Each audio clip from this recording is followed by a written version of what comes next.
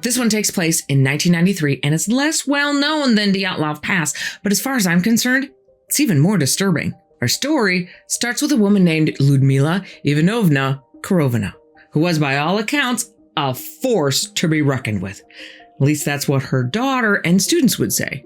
In 1993, 41-year-old Lyudmila is a single mom to 16-year-old Natalia and a tourism instructor at a school in Petropavlovsk, Kazakhstan.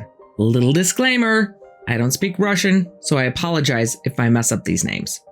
I'm pretty sure tourism in Eastern Europe is equivalent to hiking with maybe a little bit of survivalism thrown in. But Lyudmila wasn't your run-of-the-mill tourist. She was actually designated as a master of tourism for her exceptional hiking and survival skills. And like mother, like daughter, Natalia, at just 16, shared her mother's love for the outdoors and is an accomplished hiker for her age.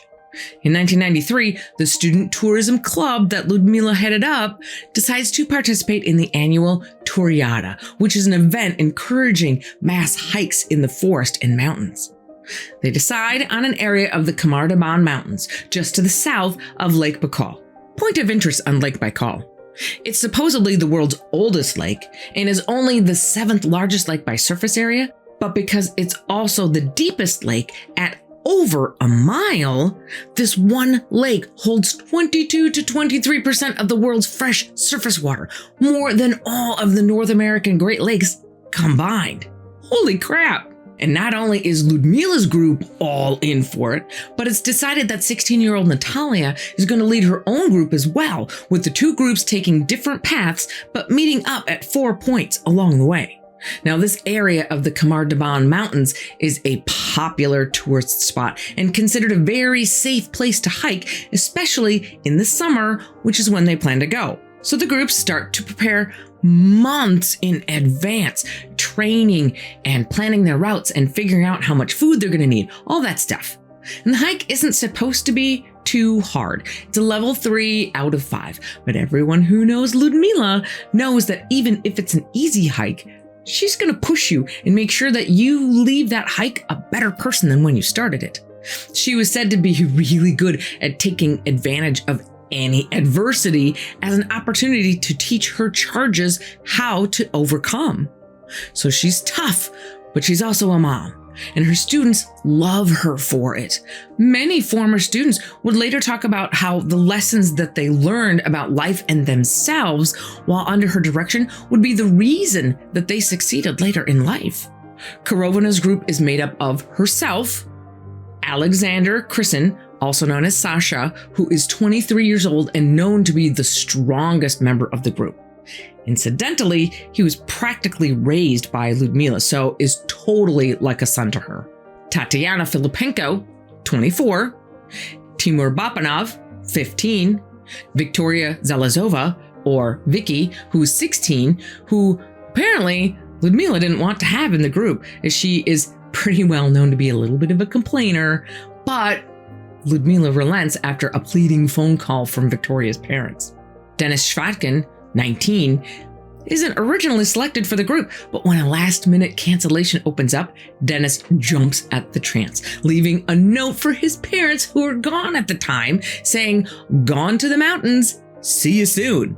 And Valentina Udachenko, or Valia, who's 17 at the time, but known to be mentally tough as nails. And don't let the relatively young ages of these hikers fool you. Every one of them is an experienced hiker with several tough hikes under their belts.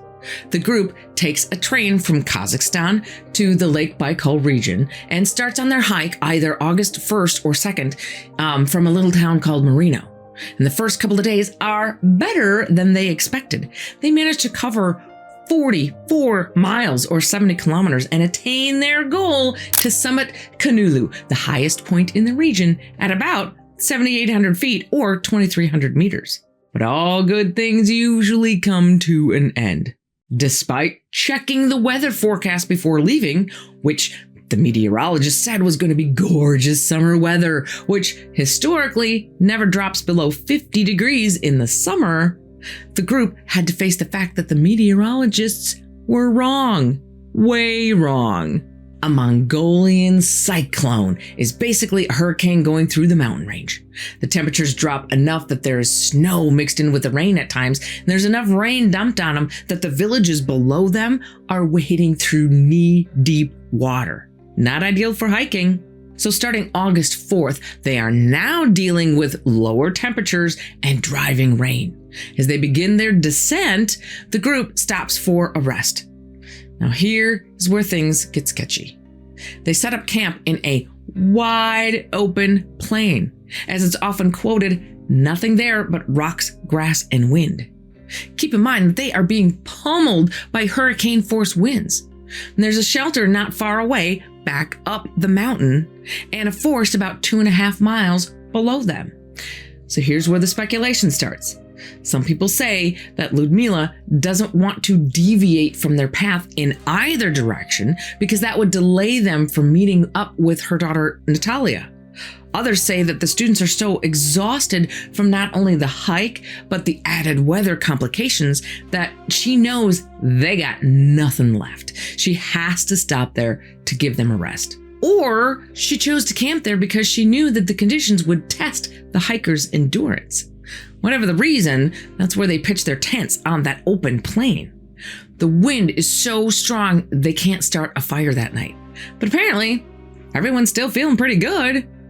At least twice during the night, they are woken up with the wind blowing down parts of their tent and getting their stuff wet.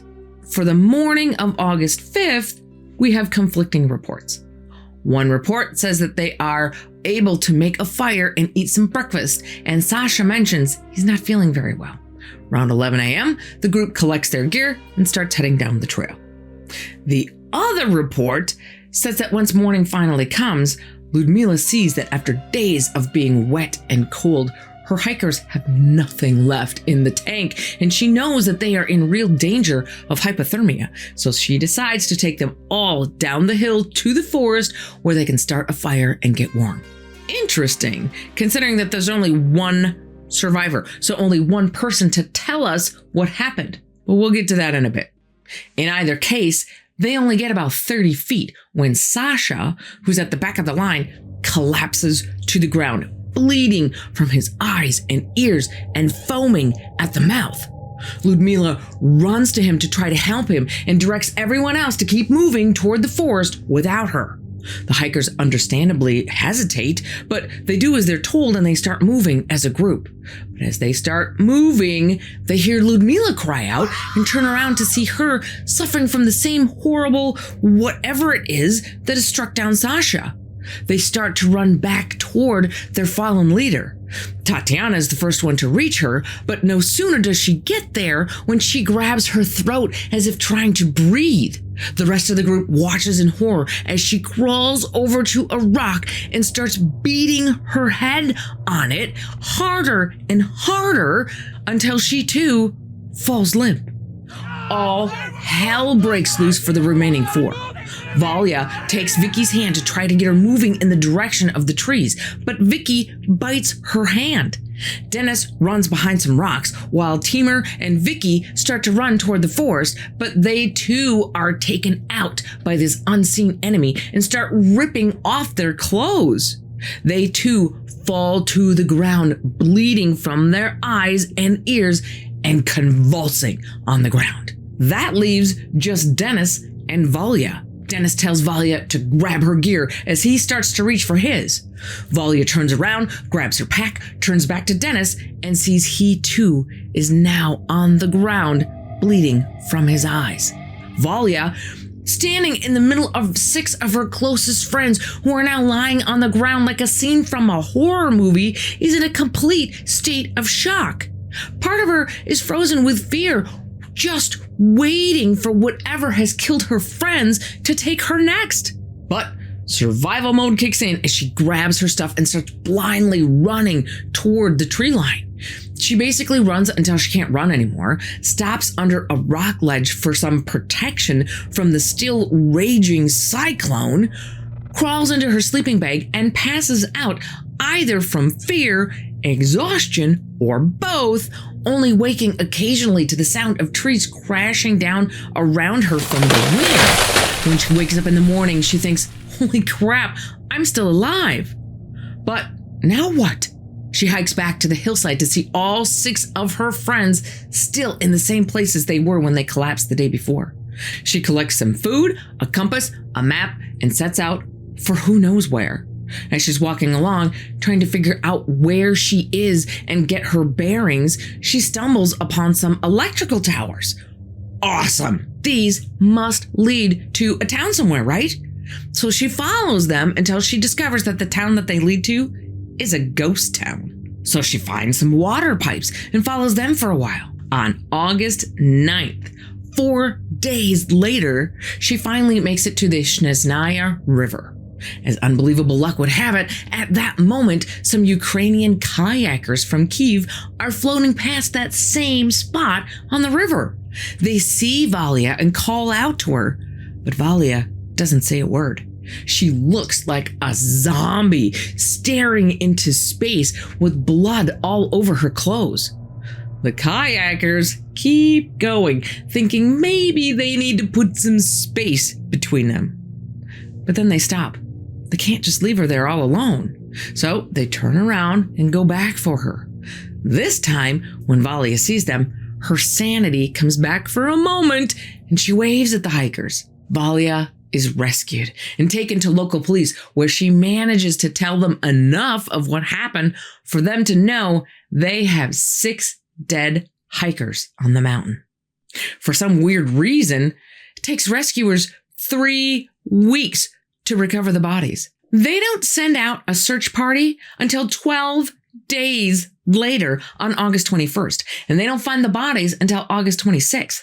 So by this time, the rain's washed away anything even close to a clue. But when they do finally find them, what they see is a gruesome scene. The bodies are all bloated and missing their eyes, presumably to predators. Almost all of the victims are dressed in thin leotards, and 3 of them are missing their shoes. The bodies are immediately flown by helicopter to Ulan-Ude, where autopsies are done, which show that all 5 kids died from hypothermia, while Ludmila died of heart attack. The report also notes that there is a lack of nutrients in the muscles. They also had protein dystrophy, or a lack of protein in their system, as well as bruised lungs. Once Valia tells police her story, she goes home and completely drops off the radar. She gets out of Dodge and starts a new life, not to be heard from again for a full 25 years. We'll get back to her in a minute. So the lack of nutrients in the muscles, as well as other signs of cooling, are what led the medical examiners to conclude hypothermia. And the lack of protein in the system leads them to conclude that they were also starving. So immediately, the blame is foisted onto Ludmila. She's a known slave driver who drove these kids mercilessly without food until they all keeled over, not having the energy to keep warm in the cold rain. Case closed, right? Well, if you're watching this channel, you know it's not even close.